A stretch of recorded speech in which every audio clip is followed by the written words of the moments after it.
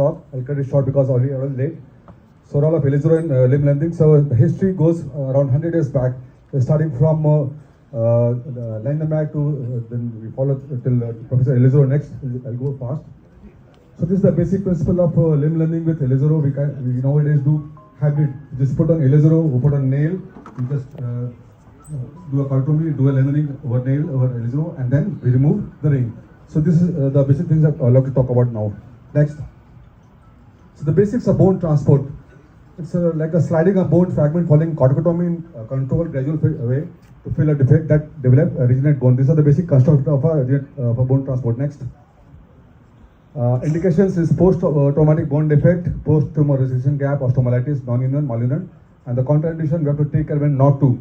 So these are active infection, immunocompromised patient, HIV patient with a neurovascular injury when the limb is not salvageable. Next, please. Next. There are different advantages. I'll just make it short. Restoration of a bone defect, soft tissue cover, correction of deformity. Regenerated bone comes like original, improvement in local soft tissue conditions, increase in local blood circulation, improvement in nerve function, and it eliminates the need for bone grafting. It takes care of limb shortening. It eliminates infection and the need of skin graft. The success rate is highest if you do it properly. You have to go for a very good training. Is very important. Just not a workshop. You have to do fellowships under mentors. And the result is that it requires block. It's very cumbersome. It takes around from 3 months to 2 years in different conditions. So you have to be very methodical. Counseling is very important in all the cases. And frequent infections, pains are there. Next. So the 4 main components of any bone transport is like distraction, compression, bone transport, limb lengthening. Next. So this is the compression animation. Just click, please. And the distraction animation. You just click on the arrow. Yeah.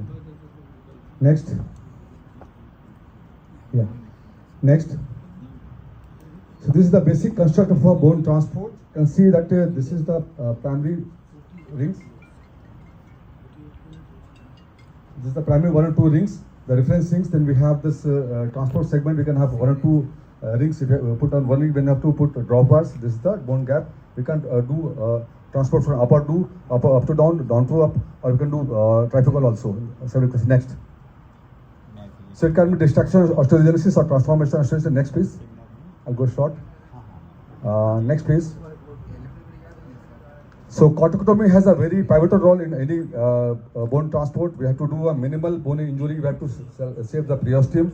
We can do a multiple drill from a same hole. We can do a different with the saw bone. But this is the basic tips. This is a separate talk. A very good trained corticotomy is very important. Next. The speed, rhythm, and distribution has to be controlled. Next. Then we have 3 phases. The latency phase, that is around after the corticotomy, you have around 7 days to start. Then we have the distraction phase that goes around 1 mm per day in 4 divided doses that can go from 4 to 8 weeks or more even. And then the largest phase is consolidation phase. We have to wait when the distraction is done till the bone is regenerated. Next. So we can do a segmental bone transport. We can do shortening followed by lengthening. Next. This is the segmental. Next. This is the example of shortening followed by lengthening. Next. This is the sawbone model of the same. Next. Next. So then we have other types like the monofocal, bifocal, trifocal, or tetrafocal. And monofocal, we just do corticotomy at the same level and do a lengthening from the same point. Bifocal, we just do a corticotomy 1 level, transport another level. Then we have trifocal. Then we can do corticotomy at 2 levels, and we can do transport either down or tandem. Next. So this is the example of monofocal. You can see a deformity is there and limb shortening is there. So we have done a corticotomy in the distal part. We have done a deformity correction, and then we do a lengthening. Next. This is the bifocal, the trifocal, and tandem. Tandem, we have seen these are 2 fragments. They go in the same direction. Trifocal converging, they do in the converging direction. These are different types. Next. This is the animation of bifocal, animation of trifocal, then trifocal converging, and tetrafocal. So these are the basic principles. Next. We can also do internal bone transport with cables. Next. With cable or hybrid support. Next. These are the we can do with cable bond transport. Next. I'll just go very fast. We can do transverse fibular transport. And suppose our gap is very big and we cannot we have less space for tibia transfer. We can do fibular transport. Next. These are diagrams of same. Next. And suppose we have Bucker's disease, we can do a tibial widening in some cases. So this is a transverse tibial widening. Next. We can also do partial bone transport like segmental, oblique, and so different diagrams. We have a bone gap here. We don't need to put a bone graft. It is effective. We can use a partial bone transport from here to here, transverse or oblique. Next. We can do division correction. In many of cases, we have been saying that we have applied the LRS or Ilizarov. There is no there is severe axial deviation. We have to do the correction with olives or different devices. Next. Rotational correction. There are several cases we have internal external torsion. We have devices for the same. We can do torsional correction. Next.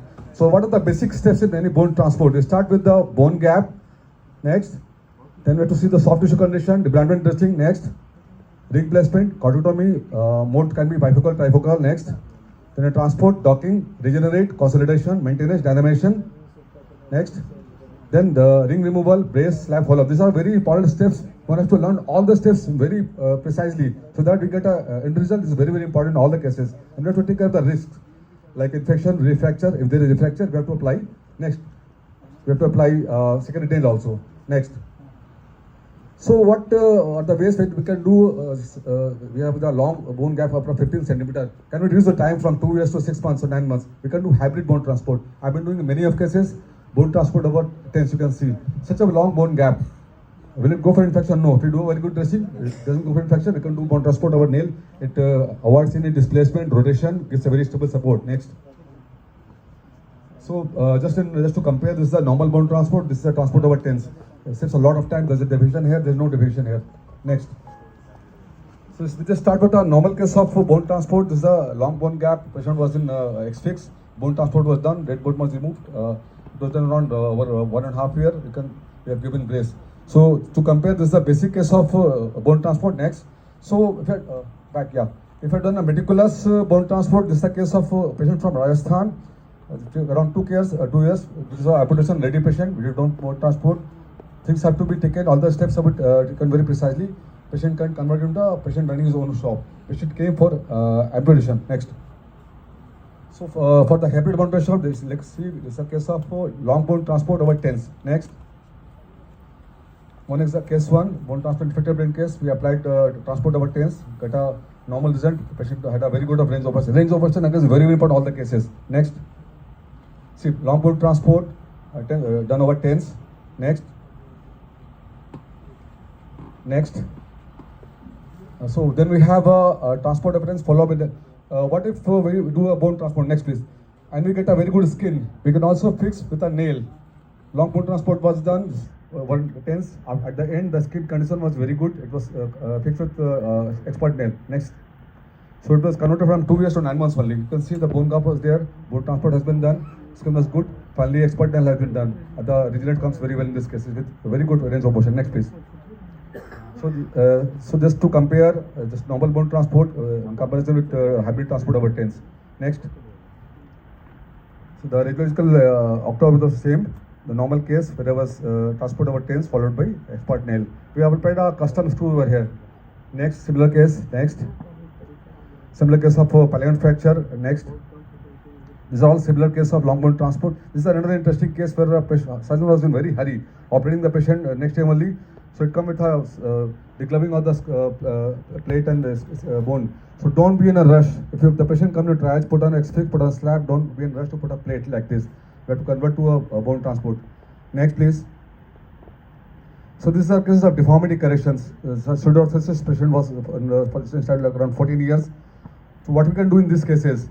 Shall we amputate or salvage? Patient was walking like this from the last 14-15 years. So we just did a removal of the hematoma from here, did acute shortening, then did a lengthening from the proximal part, and get a very good limb lengthening as well as deformity correction as a union in this case. Next please. Similar in the case, the 2 patients were operated simultaneously one by one. Very good results. Next. We can also do transport over plate also. Next. Then we can do bone transport over nail. Next. So one nailing was done, there was a bone gap. Shall we remove the nail, put shortening and do another nailing? No. We just have to change the nail to a spot nail. Did us lengthening from this transport from here to here over wires. The wires passed anterior to the nail and got a very good result at the end. So this is a bone transport over nail. Next. These are different types. Next, please. Next. Next. Next, the same case.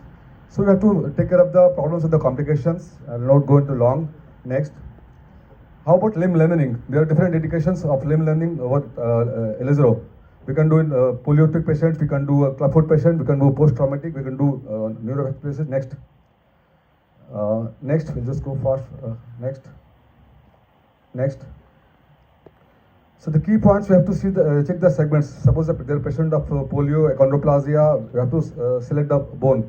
Shall we do the lengthening over femur or tibia or both? This is very important. How much amount is possible? What is the percentage result? What is the difficulty level? The stage is the same: fixation, distraction, express removal, and consolidation. Next, please. These are the different indications. I'm going fast. Next, please. These are types: structural, functional, and environmental. Next. Next. Next. So, what are the different ways when we can do limb lengthening? First thing is that X-fix over LRS, lengthening over Ilizarov, lengthening over hexapod or Dex-fix. Then we have combined methodologies. The hybrid methodologies we have been developing in different ways. So lengthening over nail, lengthening over plate, fixator assisted nailing, bone transport over nail, lengthening and then lengthening, backpack, lengthening and then nailing, plating after lengthening, bone transport over nails, lengthening over tens. That's the various ways. Then internal fixation we have now motorized mechanical magnetic nails, like precise nails. Next. These are different parameters. Next. This is the scoring system. Next, please. So this example I've already discussed. Next. So we can also do, if there is a long gap, we can do lengthening over LRS. Just to guide, we can have a guide wire like a TENS like this. In this case, this patient was 14, 15 years. We can do over LRS over Ilizarov. Next, please. The clinical outcome are the same. Fever result, femur. Next, please. Next.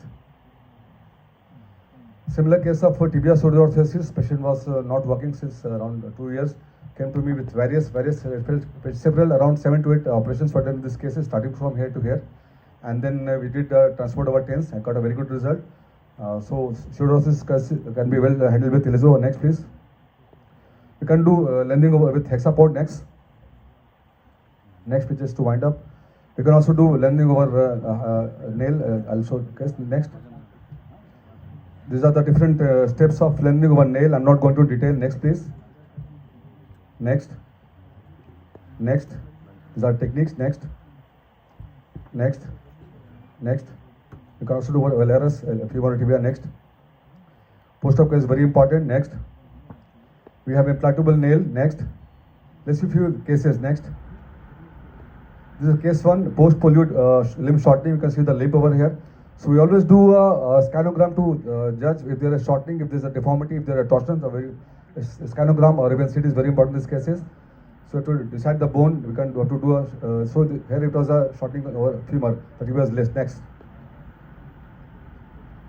Next. So we did the lengthening over nail. We did a.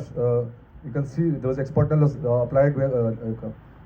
Polo screw is there. We did a lengthening over nail. The ring was just for 3 months only. Patient can do all the works. And when the lengthening was done in 3 months, the ring was removed. Next. Next. Patient was very keen to do all the exercises. Next, you can see the very good regeneration. Just in 3 months, ring was removed. Another 6 months, the regeneration was very good. Patient can do all the daily life. Next. See, patient was very keen to get myriad joint gym. You cannot delineate which limb was operated. You can do all the exercises. So this is the beauty of lengthening over nail. A very good knowledge, very good training is very important. Next.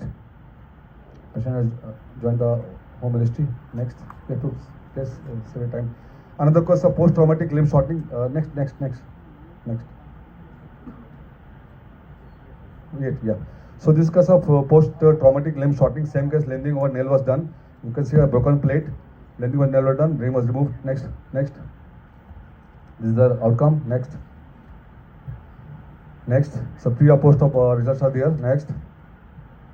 The summary is transport over infection is very had to be a very good training. Ring time can be reduced to half. No angulation, no displacement, no soft tissue impingement. Stable consolidated is there. There is no risk of refracture. Next. Yeah, so take home is like a safe and predictable bone transport, lending corrections, even in complex situations, is a combination of basic knowledge, very good training, biology of bone remodeling. You have to learn the biology and the physics both. Soft tissue adaptation through stretching, benefits of modern implants, skilled, experienced and cautious surgeon, compliant patient. Next. There is a slide in the last. No. This is the last slide. So I invite you all for our upcoming event of Assam India Midterm Conference. It is on 12th and 13th of July in Patna. The venue is yet to be fixed. We'll try to get it done with good. So it's the theme is around all around the. We'll be doing workshop of trauma, deformities, and STO, TCBO, everything around me. So it's a very good course. I invite everyone to join. Thank you, sir. Thank you.